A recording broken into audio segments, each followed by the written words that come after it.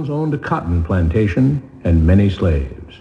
One day he was talking to the owner of the plantation next to his, and Mr. Jones was lamenting the fact that times were tough. He was having to work his slaves harder than ever and was having trouble with some of them being disobedient or trying to run away. The other plantation owner said he knew someone who could help. Day 1. One day, Mr. Jones called his slaves together so a man named Mr. Smith could talk to them. Before beginning, Mr. Smith whispered to Mr. Jones, "Whatever I say, do not contradict me or interfere, and I promise you your slave troubles will end." "My name is Mr. Smith," he said to the slaves, "and this may be the happiest day of your lives.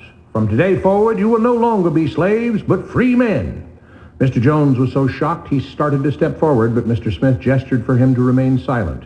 He did, only because the other plantation owner had spoken so highly of Mr. Smith's skills. "You are no longer the property of Mr. Jones," Mr. Smith continued. "You are free. No more would you be forced to labor for the benefit of Mr. Jones. Now you can work for yourselves." Now the slaves were all murmuring and looking at each other. Many were smiling, many were looking puzzled. "In fact, you are now free to leave the plantation whenever you want," Mr. Smith said. "However, since we are surrounded by other plantations, if you leave, some other plantation owner will likely claim you as his own the moment you set foot on his property. So I urge you not to risk your newfound freedom by doing something so foolish. Instead, I suggest that you stay here, no longer as slaves, but as willing participants and part owners of this plantation. Yes, this is now your plantation." Mr. Jones bit his tongue to keep from objecting. "For now, we might as well leave Mr. Jones in charge," said Mr. Smith, "since he is the only one with any experience at running a plantation, which is quite a complicated thing to manage. But he will no longer be your master, but just another worker on the plantation. In fact, he will now be using his organizational and management skills to serve you.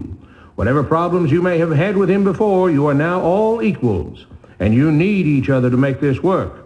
If we all cooperate and work together, we can all reap the benefits together. In honor of this happy occasion, I present you this new symbol of togetherness and cooperation, this flag, which shall be the emblem of the new, free Jones plantation." He held up the new flag, but most of those listening were still too amazed to respond. "And this shall be our motto," Mr. Smith announced. "We work together as free men for our mutual benefit, pledging our allegiance to the Jones plantation, which stands for prosperity, liberty, and justice for all. To celebrate, everyone has the rest of the day off. Enjoy your freedom, do as you please, and be back here tomorrow morning, bright and early, so that we may begin work on this great and noble new endeavor as equal free men." Finally convinced that Mr. Smith was serious, the former slaves applauded and cheered. Day 2. "We all want this plantation to do well," Mr. Smith said at the beginning of the next meeting, "so we can all share in the benefits. We all know that it takes a lot of effort to make a cotton plantation work. Just because you're all free doesn't mean you can stop working. In fact, since you're now working for yourselves, I expect you to work even harder than ever before, but now with pride and joy, knowing that you're working for yourselves. Of course, there still have to be rules. If everyone just does whatever he wants, the plantation won't produce anything. This experiment will fail, and we'll all starve.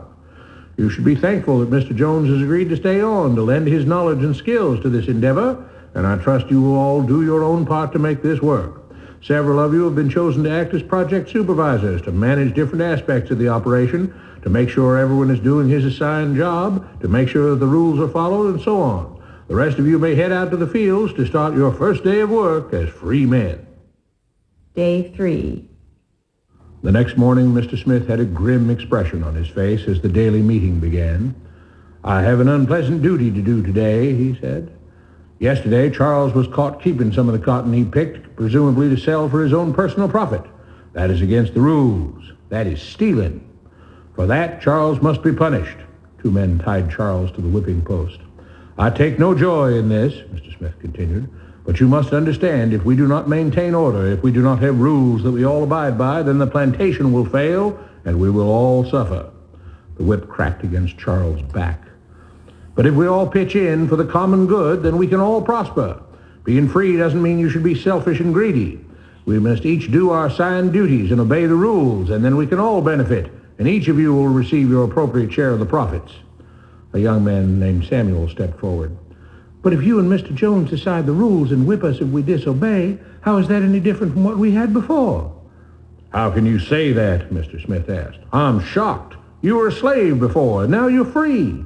Things still need to be managed and organized by those best qualified to do so. Do you know how to run a plantation, Samuel?" "Well, no," he answered.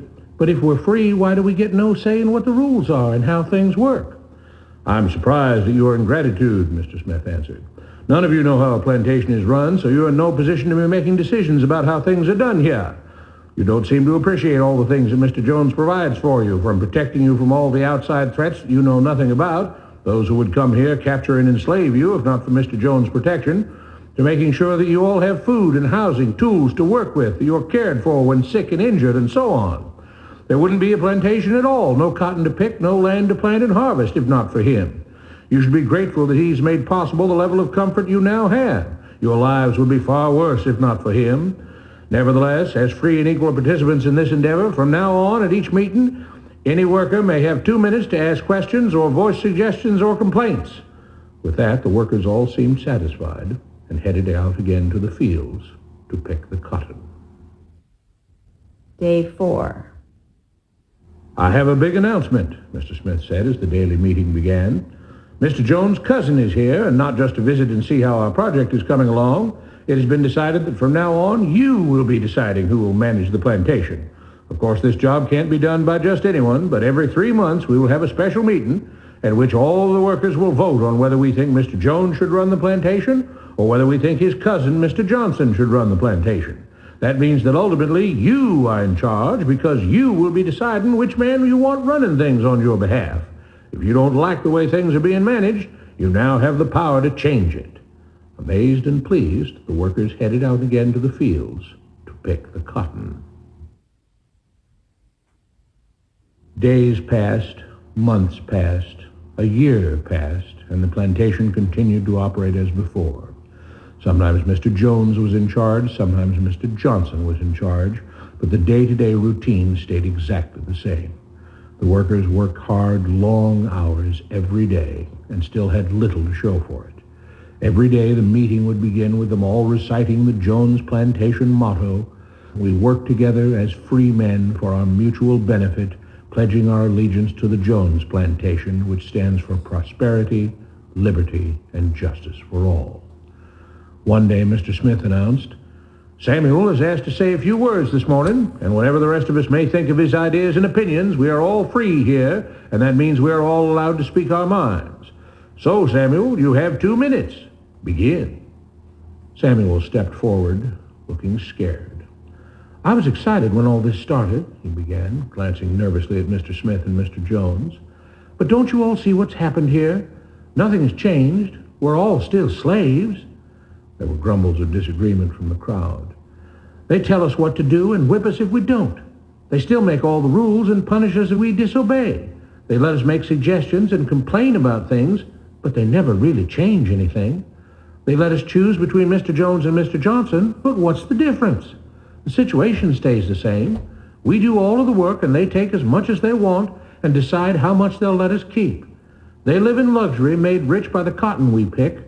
We do all the work and have to build our own huts, grow our own food, and take care of ourselves.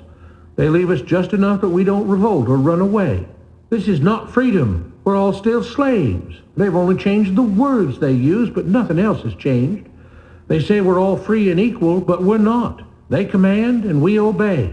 That's not freedom. That's not equality.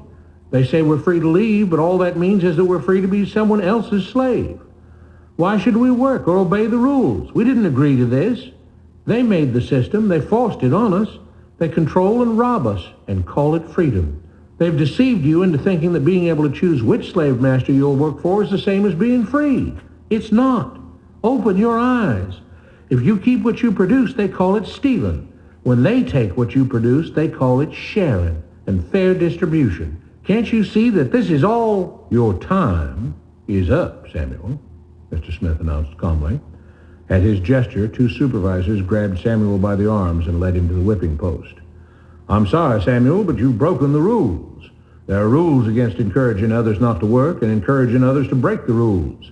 You're only hurting all of us with your discontentment and your complaining and your disobedience." The whip fell and Samuel let out a grunt. "Without rules, without order, all would be lost. Without law, there would be chaos. We can't just behave as wild animals, each doing whatever he pleases. We must all follow the plan and all do our duty for the betterment of everyone, and those who do not must be punished. The whip fell again, and blood flowed freely from Samuel's back. Samuel, it is you who are stealing from the others. When you don't do your assigned work, you are making more work for others. When you disobey the rules, it is you who are endangering the future of everyone else here. You are the thief. You are the criminal. You are the one trying to destroy the arrangement that keeps us all safe and prosperous. At every lash of the whip, the other workers cheered louder and louder, some yelling curses at Samuel. Being spoiled and selfish, you complain about everything, talking as if you're oppressed. But you are the one ruining things. You are the one keeping us from being all we could be. It is your greed and your rebelliousness that is hurting all of us. They all play by the rules, Mr. Smith said, gesturing at the others. What makes you think that you don't have to? You think you're above the law? There were loud yells of agreement as the whip fell again. We must maintain order, Mr. Smith proclaimed, to make this plantation great, to make it so that we can all be happy and prosperous. To have the society we want, there have to be rules.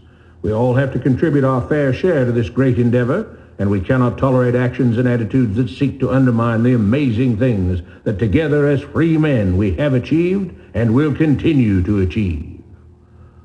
Mr. Jones was smiling as he gave Mr. Smith a pat on the back. The crowd was cheering so loudly that none of them had noticed that Samuel had died.